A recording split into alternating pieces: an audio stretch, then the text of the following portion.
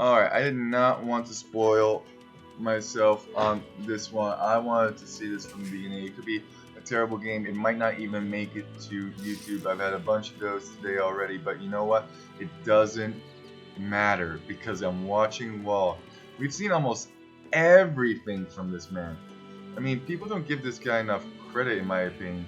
I've seen him TC drop. I've seen him extreme lame. I've seen him gone extreme greed, grabbing all four of the corners. I've seen him wall in his opponent, but I have never seen an Arabia game before from Wall, and I want to know what he's going to do.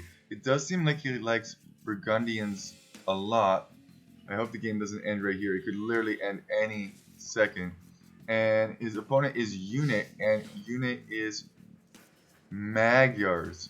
The reason that I said it could end any second is because I saw several games in which Wall was like, you know what? I don't like the civ my opponent has. Scoop!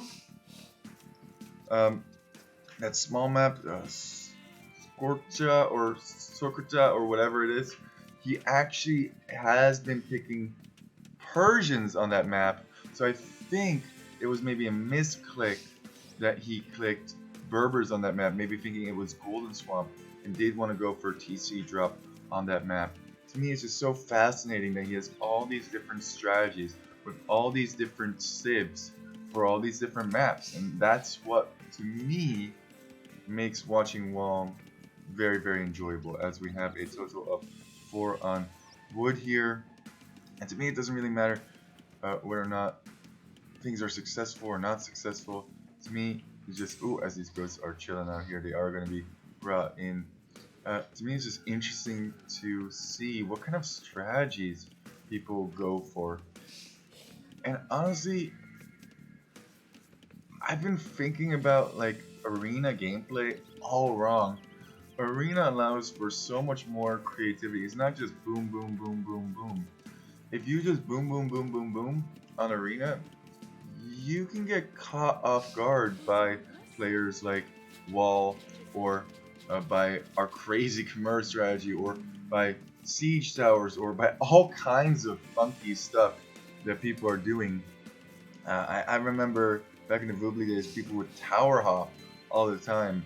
We don't really see tower hopping anymore, and the reason that I think we don't see tower hopping anymore is because it's kind of impossible.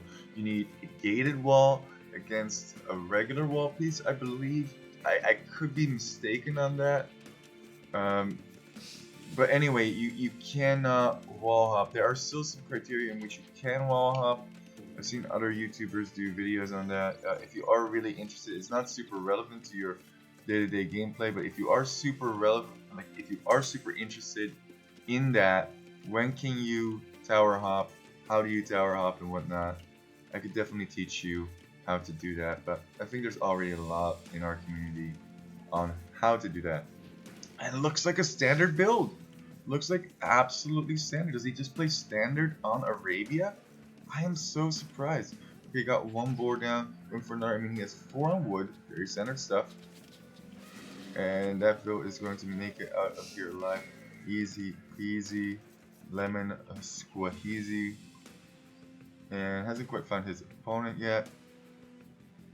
And check this out. I mean, some people are going to love this, some people are going to hate this. But you may have been noticing in my cast there is a circle.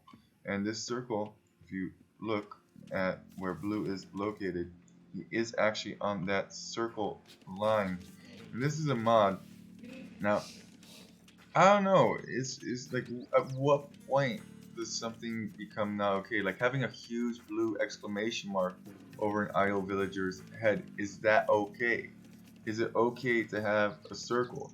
Now, personally, when I play, I have grid mod on, and I also have the range on for all of the buildings. Is auto scouting too cheap? Like, what is okay and what is not okay to mod your game with? Obviously, if you have something that's clicking buttons for you, that's not okay. But where is the line? Rubenstock loves to play with cube mods. And is that okay? I mean, it's technically not altering the game in any way. And look at this. That is not the best mining camp on that main gold. You want to have your mining camp one tile away. And the reason that you want to have it one tile away instead of right up next to it, like you would a lumber camp, is because these gold tiles are going to be here for much, much, much, much longer. And it's actually quite inefficient in the long run.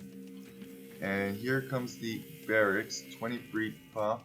Are we going to see minute arm rush, I wonder? I mean, it looks like a pretty standard build from Wall, but I am often wrong. Oh, look at this. Is he gonna plop him? Is he going to go full plop lord on unit? Is he gonna drop tons of malicious units that are technically also militia?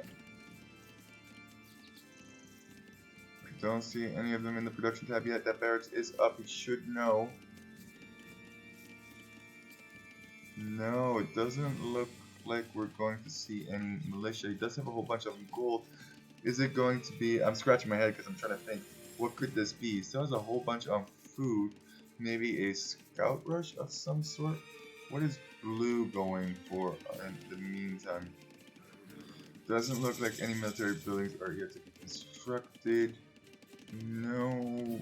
Okay, there is a wall over here, but like archers. It's gonna be archers. Okay. This is pretty standard play.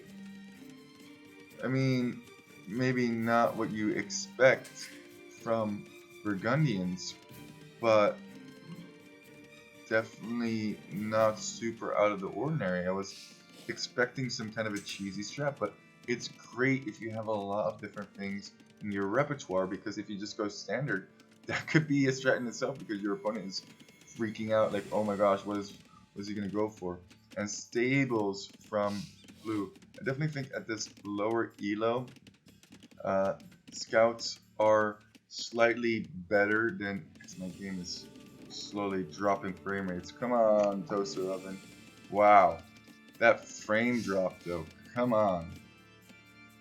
This is a pre-recorded game, so there should be no reason that we are struggling this hard, toaster oven. Come on, there's not even a huge army over here. Double archery range. Okay, double archer build. Wow, now I have seen it all in my lifetime. I have seen the cheese, and now a regular build is double archers. I mean, is this going to be all in double archers? Are we just going to see a mad archer flood? Or is this going to transition into crossbows? It is looking like he is getting the wood upgrade age earlier, and that is once again because he is Burgundian. Maybe that's why he likes this specific... Oh, and house. And more walls coming up. Double stables versus double archery range. We have a whole bunch of scouts coming out at this time, and a lot of scouting going on over here.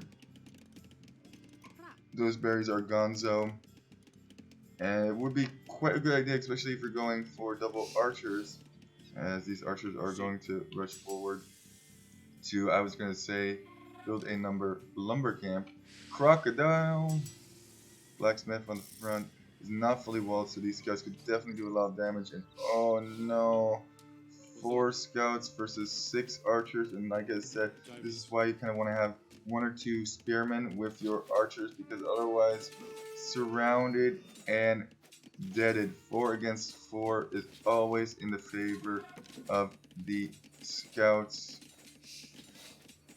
And wipe city over here. Now these scouts are going to have the opportunity to do some damage. More scouts, meanwhile, are flooding in, trying to be annoying, doing some damage here on the gold.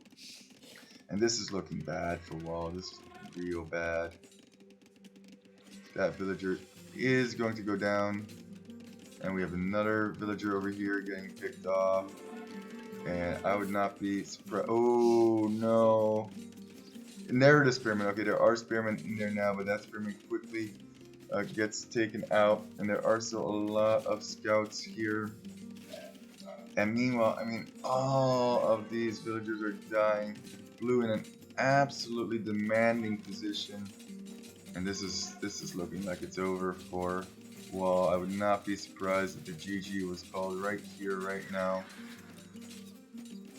And it looks like he wanted to just double archery range, surprise. Instead, it looks like Wall was the one getting surprised. Funny that he didn't fully wall his base, now even having to fight with villagers. Has Spearman. But respect, he's not giving it up quite yet. He's not giving it up quite yet as two more scouts enter the fray. And these scouts, they have, yet +1 defense, +1 attack. Absolutely devastating. And more scouts are joining. Now this is something that you can't really fight. That walling villager is going to get picked off. Very nice micro from Unit.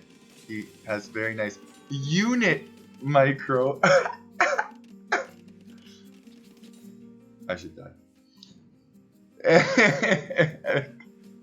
Such a bad pun at the very end there, and yeah, absolutely picked apart by Unit. Uh, I don't mind that though. I think it was great that he went for double archery range production, and it is definitely something that could have worked out.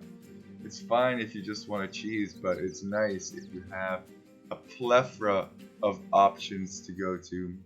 This one's definitely making it to YouTube just because you guys know I have kind of an obsession with Wall. I love the different strategies that he does.